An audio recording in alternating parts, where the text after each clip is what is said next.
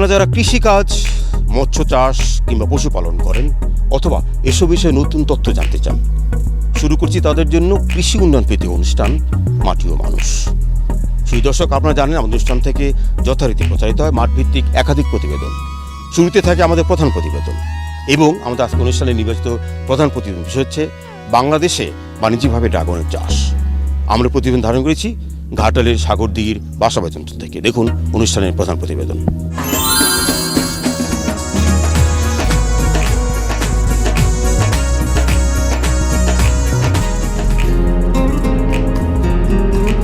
এটি টাঙ্গাইলের ঘাটাইল উপজেলার গারোবাজার অঞ্চলের তালতুলিয়া চালায় 12 একর জায়গা নিয়ে গড়ে ওঠা একটি মিশ্র ফল বাগানের খামার।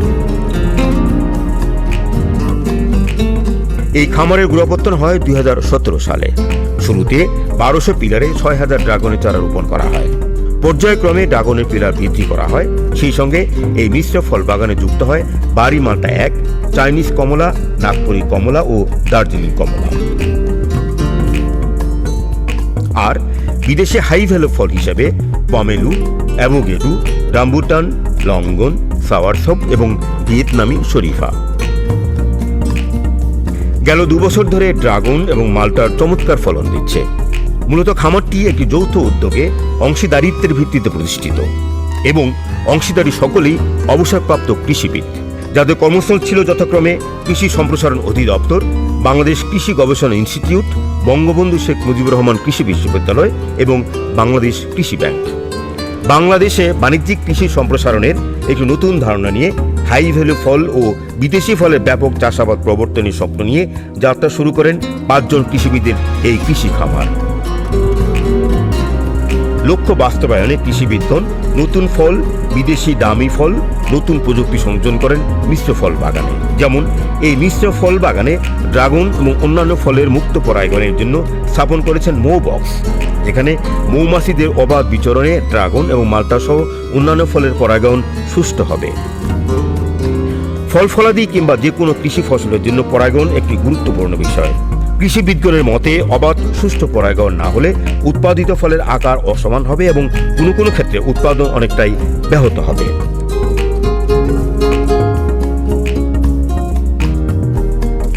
যদিও ড্রাগন বাগানে পরাগায়নে মৌমাছি বক্স তেমন বসানো হয় না, কিন্তু কৃষিবিদ অ্যাগ্রো খামারে এই প্রযুক্তি স্থাপন করা হয়েছে। আমরা জানার চেষ্টা করব কেমন সুফল পাচ্ছেন ড্রাগনের পরাগায়নে। সরিষা জমিতে আপনারা মৌবক্স স্থাপন করে মধু উৎপাদন করেন, লিচু করেন, আমে করেন, কিন্তু ড্রাগনের ক্ষেত্রে আপনারা যে সংযোজন করলেন, এতে ড্রাগনের পলিউশন বা পরাগায়নে কত সাহায্য করে?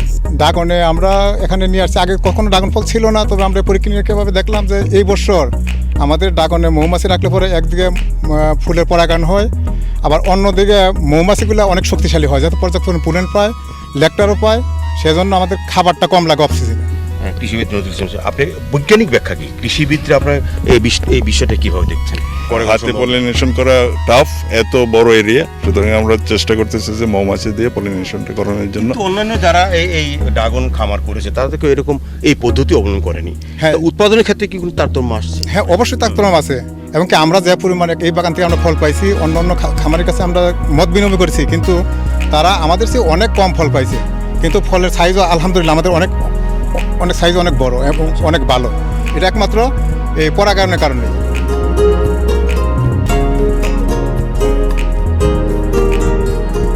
ড্রাগন বাগানের অপরদিকে এই খামারের বিশাল অংশ জুড়ে লাগানো হয়েছে বিদেশি ফল, অ্যাভোকাডো, রামবুটান, পমেলু ও ভিয়েতনামি শরীফা।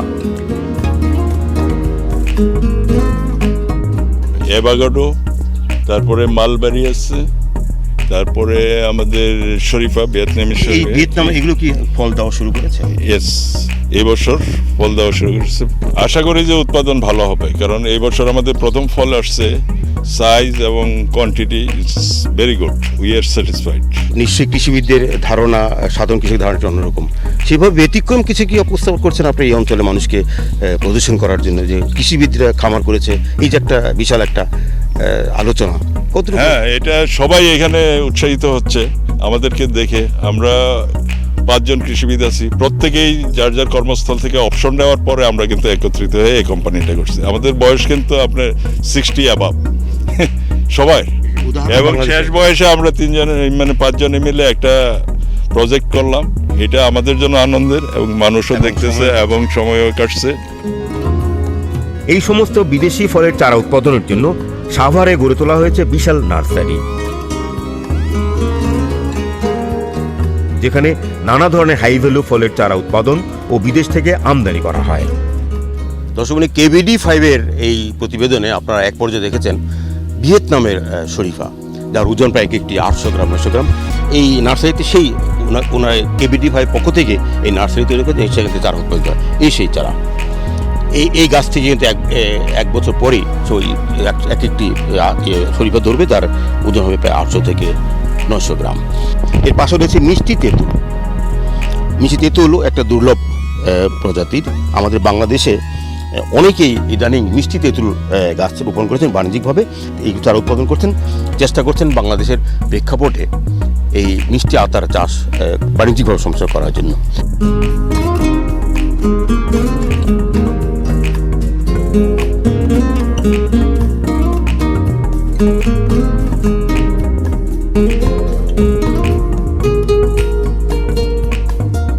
আমরা আসলে এই দেশের চাষ উপযোগী, আমাদের আবহাওয়া উপযোগী যে সমস্ত ভালো জাতের উন্নত জাতের ফলের চারা, সেগুলো আমরা বিদেশ থেকে আমদানি করি এবং আমাদের দেশেও যেগুলো ভালো আছে সেগুলো নিয়ে আসি। নিজের তো খামার করেছেন, আমরা এইগুলো চারাগুলো নিয়ে এসে আমরা নিজেরা খামারে আমাদের রোপণ করি এবং যারা আগ্রহী, যারা এখনও হয়তো এই সমস্ত চারা সম্পর্কে জানেন না, তাদেরকে আমরা জানিয়ে এই জাত যেগুলো আমাদের দেশে ভালো হচ্ছে সেইগুলোকে আমরা তাদেরকে দিয়ে আমরা পরামর্শ দিয়ে তাদের আমরা এখানে যেরকম সৌদি খেজুরের চারা আমরা এটা নিয়ে আসি। নানা প্রকার আজোয়া রয়েছে, আমরা টিস্যু কালচার চারাগুলো নিয়ে আসি মেনলি, এবং তার মধ্যে আছে আমাদের যে বাড়িটা আমাদের এই আবহাওয়ায় খুব ভালো হবে। এছাড়াও আছে আজোয়া, তারপরে খুদরি, তারপর খুনিজি, তারপর রাজেজ, তারপরে মেরজুল। তো এইগুলো জাত আমরা আর কি এগুলো টিস্যু কালচার চারাগুলো নিয়ে এসে আমরা এগুলো বিভিন্ন জায়গায় বড় করি এবং এগুলো যারা নিয়ে যায় তাদেরকে আমরা কিন্তু ফলো করি কিভাবে তারা যত্ন করবে, সেইগুলো পরামর্শ দিই। একটি বিষয় আমাদের বাংলাদেশে অনেক উৎসাহী মানুষ খেজুর গাছ সংগ্রহ করেন, কিন্তু অনেকে 10টা গাছ নেওয়ার পর একটা গাছও ফুল আসে না, আবার কখনো কখনো 4টা গাছে একটা ফুল আসে। এর কারণগুলো কি মনে হয়? আসলে খেজুর গাছে কিন্তু স্ত্রী এবং পুরুষ গাছ আলাদা, কিন্তু চারা অবস্থায় কোনোভাবে এটাকে বোঝা যায় না। তো যখন আপনি চারা নেবেন সেটাকে দেখতে হবে যে এটা পুরুষ গাছ না স্ত্রী গাছ, কিন্তু বীজের থেকে চারা করলে কখনো এটা পুরুষ আর স্ত্রী বোঝা যায় না। আমরা এই জন্য টিস্যু কালচার চারাটা আনি। টিস্যু কালচার মানে স্ত্রী গাছ থেকে স্ত্রী গাছ তৈরি করা হবে, পুরুষ গাছ থেকে পুরুষ। এইদিকে আপনারা করছেন, এইটি হচ্ছে মেন টেকনোলজি। খেজুর গাছে যখন সারা পৃথিবীতে যে বাগান করা হচ্ছে তারা টিস্যু কালচারের মাধ্যমে এখন মাল্টিপ্লাই করছে, অথবা ওই যে বাগান আছে ওইটা শুধু স্ত্রী গাছ থেকে যে শাখারগুলো হয় সেখান থেকে নিলে ওইটা স্ত্রী গাছ হবে, শাখার থেকে নিলেও হবে। হ্যাঁ, শাখার থেকে নিলে ওই গাছের শাখার থেকে নিলে হবে। এই জিনিসটা না জানার কারণে যারা গাছ লাগাচ্ছে তাদের গাছে ফুল আসছে না। শাখার থেকে সংগৃহীত চারা বা বীজ থেকে সংগৃহীত চারার মধ্যে ফল ধরার ক্ষেত্রে সময়টা কত ব্যবধান? ফল ধরা ওটা দুটোই প্রায় 6 থেকে 7 বছর লাগে টোটাল। তা আমরা যে চারাগুলো আনি এগুলো 4.5 বছর বয়স না হলে টিস্যু কালচার ল্যাবে এগুলোর বয়স কত? এগুলো এখন প্রায় 6 বছর বয়স। টিস্যু কালচার কোথা থেকে সংগ্রহ? এগুলো আমি সৌদি আরব থেকে সংগ্রহ, সরাসরি সৌদি আরব থেকে আমি। এটি গারো বাজারে আরেকটি অংশের বাসাবাইদ অঞ্চল। উল্লেখ্য, 5 জন কৃষিবিদের কৃষি খামার এই অঞ্চলের 3টি বিচ্ছিন্ন জায়গায় অবস্থিত। সব মিলিয়ে খামারের আয়তন প্রায় 70 একর। বাসাবাইদের 30 একর জমি নিয়ে 2016 সালে প্রথম খামারটি প্রতিষ্ঠিত হয়। বাসাবাইদের এই খামারে 12,000 পিলারে 60,000 ড্রাগন গাছ রয়েছে। সেই সঙ্গে মালটা রয়েছে 1,200টি এবং লেবু 4,500টি। 5 জন কৃষিবিদের কৃষি খামারে আরেকটি হচ্ছে ফটিয়ামারি, যেখানে 10,000 পিলারে 50,000 ড্রাগনের চারা রয়েছে। পাশাপাশি ফটিয়ামারি বাগানে রয়েছে চাইনিজ কমলা, লেবু এবং রোবাস্টা জাতের কফি। সাধারণত মে মাস থেকে ড্রাগন হারভেস্ট শুরু হয়। পর্যায়ক্রমে 6 দফায় ড্রাগন হারভেস্ট করা হয়, তবে প্রতি দফায় ফুল ফোটার 30 দিনের মধ্যে ড্রাগন পরিপক্ক হয় এবং হারভেস্ট করতে হয়। এভাবে ডিসেম্বর পর্যন্ত ড্রাগন উৎপাদিত হয়।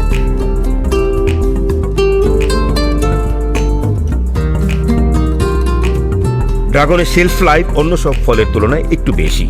তবে গাছ থেকে পরিপক্ক ড্রাগন পাড়ার কয়েক ঘন্টার মধ্যেই ড্রাগনের বাহিরের রং পুরোপুরি লাল হয়। এখন আমরা এ গ্রেড, বি গ্রেড এবং সি গ্রেড 3 ধাপে বাছাই করি। এই গ্রেডে কয়টাতে 1 কেজি হয়? এ গ্রেডে হয় 5টাতে 1 কেজি। আর বি গ্রেডে? বি গ্রেডে আমাদের লাগে হচ্ছে 8টা। আপনারা তো চাষ ক্ষেত্রেও দক্ষতা অর্জন করছেন না? জি। এগুলো প্রশিক্ষণ কোথায় পেয়েছেন? নিজেরাই শিখছেন নাকি? প্রশিক্ষণ বলতে আমাদের স্যারেরা আছে 10 জন। কৃষিবিদ ওনারা? কৃষিবিদ আছে স্যারেরা। ওনারা আমাদের সপ্তাহে 1 দিন বা 2 দিন আসে, হাতে কলমে প্রশিক্ষণ দিয়ে যায়। পরে আমরা ওনাদের নিজেই করেন? জি এখন যদি আপনি চাকরিতে আপনি নিজে বাড়িতে ড্রাগন ফল চাষ করতে পারবেন? জি জি অবশ্যই। আচ্ছা, এই যে এখানটা কাঁচা কাঁচা দেখতে পাচ্ছি না, এটা পাচ্ছে? এটা 100% হয় না এখনো, তবে হয়ে যাবে আর কি। এটা তোলা যায়, এরকম হলে তোলা যায়। আচ্ছা, এটা কি 1 দিন 2 দিন এরকম লাল হয়ে যাবে? হ্যাঁ, 2 দিনের ভিতরে লাগে। আচ্ছা, বাজারে যে আমরা ড্রাগন পাই, কোনো কিছু রাসায়নিক মিশানো হয় এখানে যে লাল থাকে? না। আপনার কাঁচা দেখতে পাচ্ছি কোনো পার্থক্য নেই? ড্রাগন হচ্ছে এমন একটা ফল, এটাতে হচ্ছে ফল, কিন্তু আমরা তো লাল দেখতে পাই বাজারে। এটা এমনিতেই লাল, এটা প্রাকৃতিকভাবে। আমরা এতে কোনো কেমিক্যাল মেশানো হয় না। আচ্ছা,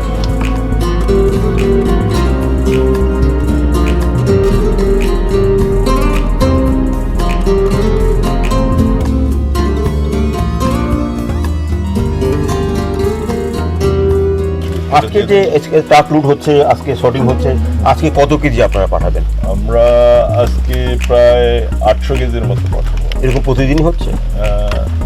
যে সময় ফ্লাশ আসে এর চেয়ে অনেক বেশি হয়। আচ্ছা, একবারে কত কেজি পাঠাবেন? আমরা ধরেন যে সময় নাকি পুরো দমে ফ্লাশ থাকে তখন আমরা 8-9 টন পর্যন্ত। আপনাদের 3টি জায়গায় বিচ্ছিন্নভাবে আপনাদের খামারগুলো, তো সব যদি ফ্লাশিং হয় হ্যাঁ। তখন একসাথে কত পান? এই তো টোটালটাই আমরা 8 টন কি 9 টন এরকম। তবে একটি বিষয় এখানে, কৃষি পণ্য বাজার করার ক্ষেত্রে সবচেয়ে বড় অন্তরায়, কিন্তু আমরা আপনার 3টে খামারে গেলাম, 3টে খামারের যে যাতায়াত ব্যবস্থা খুব কঠিন। খুবই খারাপ এর অবস্থা। মধ্যে আপনারা কি করে সুষ্ঠুভাবে যাতায়াত করতে পারেন? এটা অ্যাকচুয়ালি আমাদের মেনলি বাগান থেকে ফলটা বার করে নেওয়াটাই ভেরি ডিফিকাল্ট। পরে আমাদের আর কোনো প্রবলেম হয় না। উৎপাদন তো খরচ অনেক বেশি হয়ে যায়। ট্রান্সপোর্টেশনের জন্য আমাদের উৎপাদন খরচ বেড়ে যাচ্ছে। এখানে দুর্গম জায়গা এবং পাহাড়ি অঞ্চল বলা চলে, এখানে ড্রাগন উৎপাদন খরচ কেমন হয়? আপনি ধরেন এখন যে অবস্থা, বর্তমান অবস্থার মধ্যে এখন ধরেন আপনার ট্রান্সপোর্টেশন, আদার কস্ট এগুলো বেড়ে যাচ্ছে আমাদের যদি স্মুথ ট্রান্সপোর্টেশন থাকতো, যাতায়াত ব্যবস্থা যদি ভালো থাকতো, আমাদের কস্টিং অনেক মিনিমাম পার কেজিতে 20 টাকা সেল করতে হতো। এখন যে সেল হচ্ছে মানে উৎপাদন এখন কত, মানে এই অবস্থা উৎপাদন খরচ কত হচ্ছে? এখন আমাদের ধরেন 120 টাকার মতো খরচ। আর যদি রাস্তা সুষ্ঠুভাবে হয় তখন আপনার উৎপাদন খরচ? আর তখন 100 টাকার মধ্যে আমাদের আসে। আচ্ছা, আমরা যখন প্রথম শুরু হলো বাংলাদেশে এই ড্রাগন, তখন কিন্তু 800 থেকে 900 টাকা কেজি পর্যন্ত সেল হতো। এখন আপনারা পাচ্ছেন 300 বা 350 সামথিং। হ্যাঁ, তো এই যে দামের যে তারতম্য, কেন দিন দিন কমতেছে? মানে কোথায় উৎপাদন এটা বাড়ছে বলে? অ্যাকচুয়ালি উৎপাদন বাড়ছে বলেই বিভিন্ন জায়গায় একদম প্রথম তো আপনার অনেক কৃষক এটা জানতো না, বুঝতো না, ওরা চাষাবাদও করতো। এখন অনেকেই শিখতেছে, জানতেছে এবং চাষাবাদে যাচ্ছে, যার কারণে আস্তে আস্তে এটার প্রসার ঘটছে। আচ্ছা, এই যে আমরা শুনেছি ড্রাগনের শেলফ লাইফ ভালো, তো আপনারা আজকে ঢাকা পাঠাবেন, তো এটা যদি 2 দিন সেল না হয় তখন শেলফ লাইফ ভালো তো কেমন করে? কদিন থাকবে শেলফ লাইফ? এটা অ্যাকচুয়ালি আমাদের ডেলি সেল করে ফেলতেছি। এখন পর্যন্ত ওই পরিস্থিতি পড়ি নাই, কিন্তু 2 দিন পর্যন্ত রাখা যাবে। এই যে শ্রমিক যারা কাজ করে তারা এক্সপার্ট, তারা চাষ করার ক্ষেত্রে, শর্টিং করার ক্ষেত্রে তাদের কি ওরিয়েন্টেশন কার আপনারা দিয়েছেন নাকি তারা? আমরা এখানে স্টার্ট করার পর থেকে তাদেরকে ওরিয়েন্টেশন করছি, আর তারা আস্তে আস্তে ডেভেলপ হচ্ছে, আর আমাদের প্রজেক্টেও পারছে। এই ছিল 5 কৃষিবিদের কৃষি খামার নিয়ে আমাদের প্রতিবেদন। আর যাদের উদ্যোগে এই সফল খামারটি, সেই সুনামধন্য কৃষিবিদগণ হচ্ছেন কৃষিবিদ শরীফুল ইসলাম, যিনি কৃষি সম্প্রসারণ অধিদপ্তর থেকে অবসর নিয়েছেন; কৃষিবিদ নজরুল ইসলাম কর্মরত ছিলেন ফিনলে চা স্টেটে; কৃষিবিদ ডক্টর রুস্তম আলী, যিনি কর্মরত ছিলেন বাংলাদেশ কৃষি গবেষণা প্রতিষ্ঠানে; কৃষিবিদ প্রফেসর ডক্টর এম এ করিম কর্মরত ছিলেন বঙ্গবন্ধু শেখ মুজিবুর রহমান কৃষি বিশ্ববিদ্যালয়ে; কৃষিবিদ ARM সালারি জাহান কর্মরত ছিলেন বাংলাদেশ কৃষি ব্যাংকে। আর এই 5 জন কৃষিবিদ বাংলাদেশ কৃষি বিশ্ববিদ্যালয়ের 1977 এবং 78 সালে ব্যাচের ছাত্র ছিলেন, আর কৃষিবিদ ডিগ্রি অর্জন করেন 1982-83 সালে। আমরা 5 জন কৃষিবিদ যে স্বপ্ন নিয়ে শুরু করছি, অবসরপ্রাপ্ত হওয়ার পরে আমরা চিন্তা করলাম যে আমাদের কিছু একটা করা দরকার। সাথে সাথে আমরা নিজেরাও একটা প্রজেক্ট করি, যেটা দেখা মানুষজন উপকৃত হবে এবং উদ্বুদ্ধ হবে ড্রাগন চাষের জন্য। আমরা ওই উদ্দেশ্যই করছি। ভিয়েতনাম এবং অন্যান্য অঞ্চলে ড্রাগনকে বাণিজ্যিকভাবে সম্প্রসারণ করা হয়েছে এবং বাংলাদেশে শুরু হয়েছে। আপনি কি মনে করেন কৃষিবিদ হিসেবে বাংলাদেশের অদূর ভবিষ্যতে ড্রাগন চাষে বা ড্রাগন উৎপাদনের ক্ষেত্রে কি আশাবাদ ব্যক্ত করছেন আপনি? আমরা প্রতি বছরই দেখছি যে কনজামশন বাড়ছে, কারণ উৎপাদনও বাড়ছে, কনজামশন মূল্য তো দিন দিন কমে আসছে। হ্যাঁ, তো উৎপাদন এবং এই কনজামশন বাড়ার কারণে আমরা আশাবাদী যে এটা বাণিজ্যিকভাবে সফল হবে। আপনি এবং রপ্তানির আমাদের- জায়গায় কিন্তু- হ্যাঁ, আমাদের যদি ওরকম সুযোগ সুবিধা থাকে আমরা এটা রপ্তানিও করতে রপ্তানি পারবো। পৌঁছে যাবেন। আমরা যেটা জানি ভিয়েতনাম এবং বিভিন্ন জায়গাতে ড্রাগন প্রক্রিয়াকরণ হচ্ছে, ড্রাই ফ্রুট হচ্ছে, ড্রাগন থেকে স্লাইস হচ্ছে। আপনারা কি ভাবছেন এরকম একটা কিছু বাংলাদেশে শুরু আমাদের করা যেতে পারে? ড্রাগনের চাষাবাদ করার পরে উৎপাদন যা হবে যেভাবে ওইটা নিয়ে বাড়ছে। চিন্তা ভাবনা করছে যেন প্রসেসিং করা যায়। আমরা ইনশাল্লাহ আগামীতে আমাদের পজিশন যদি ভালো হয় আমরা প্রসেসিং এ চলে যাব। ইতিমধ্যে বাংলাদেশে কাঁঠাল প্রক্রিয়া শুরু হয়েছে, আনারস প্রক্রিয়া শুরু হয়েছে। তো ড্রাগনের ক্ষেত্রে কি আমরা ওই জায়গায় যে পৌঁছতে পারবো? মানে কোন জায়গায় সরকারের কাজ করা উচিত যদি আমরা ড্রাগন প্রক্রিয়াকরণ করতে চাই? ড্রাগন প্রক্রিয়াকরণ করতে গেলে আমাদের বিদেশে যে এই ধরনের প্রক্রিয়াজাতকরণ ওরকম সুযোগ প্রজেক্ট আমাদের আছে, দেশে হবে না। হ্যাঁ, আমাদের দেশে ওইরকম নাই, কিন্তু আমাদের সরকারের পক্ষ থেকে যদি ফাইন্যান্সিয়ালি ওইরকম ধরনের একটা প্রজেক্ট নেয়, আমাদের ড্রাগনগুলি কনজিউম করে প্রসেস করতে পারে, আমরা উপকৃত হব, কৃষকরা উপকৃত হবে। কোন জায়গায় চ্যালেঞ্জ বাংলাদেশে যদি আমরা ব্যাপকভাবে ড্রাগন চাষ করতে চাই? কোন জায়গাতে আমাদের চ্যালেঞ্জ মোকাবেলা করছেন? আপনার কি মোকাবেলা করছেন? কি হতে পারে চ্যালেঞ্জগুলো কি? ড্রাগন চাষে এমন কোনো চ্যালেঞ্জ নাই, ইনিশিয়াল ইনভেস্টমেন্টটা একটু বেশি। আর আমাদের যদি চতুর্দিকে কমিউনিকেশন সিস্টেমটা ভালো থাকে এবং জায়গা ওপেন ফিল্ড থাকে, আমরা যে কোনো জায়গায় ড্রাগন চাষ করতে পারি। আপনারা যখন শুরু করেন এই গারোবাজার অঞ্চলে, এখানে তো দুর্গম এলাকা, যদিও একদম শহরের পাশাপাশি, এই যে দুর্গম এলাকা ছিল এবং উৎপাদনের খরচ বাড়বে এইসব চিন্তা করে কি শুরু করেছিলেন? এখন বাস্তবে অনেক কিছু চ্যালেঞ্জ ফিল করছেন। আমরা অ্যাকচুয়ালি চ্যালেঞ্জ হিসেবে নিছি দুর্গম এলাকাতে আমরা ড্রাগন চাষ করব এবং এটা যেন গ্রামে গঞ্জে ছড়ায় যায়, ওই জন্যই এখানে আসছি। কারণ এরকম ওপেন ফিল্ড হয়তো আমরা অন্য কোথাও পাবো না একসাথে এতগুলো। আপনারা এই ড্রাগন বাগান করার পরে আপনার দেখা যায় আরো কি বাগান গড়ে উঠেছে আপনাদের অনুকরণ করে? হ্যাঁ, অনেকেই অনেকে। আমাদের কাছ থেকে কাটিং নিয়ে অনেকেই বাগান শুরু করেছে। একটা বিষয়, আপনাদের বিশাল একটা খামার, কিন্তু আপনাদের R&D কোনো সেকশন নেই, আপনারা গবেষণা ও উন্নয়ন নেই। আপনারা এই বিষয়টিকে ভাবছেন? R&D আমরা ইনিশিয়ালি একটা স্টার্ট করছি, কিন্তু এটা ততটা প্রসার হয় নাই। এটা আমাদের উচিত কি R&D আমরা R&D সেকশনটা কোনো- দেখেন, ওই বিশেষ করে ডক্টর আব্দুল করিম ওয়াহিদি, উনি চেষ্টা করছেন বিভিন্ন দিকে কিভাবে ডেভেলপ করা কৃষিবিদ ডক্টর আপনার রুস্তম সাহেব জড়িত আছেন হ্যাঁ, আপনার সঙ্গে। রোস্তম সব আছে। তো R&D নিয়ে ভাবছেন আপনারা? হ্যাঁ।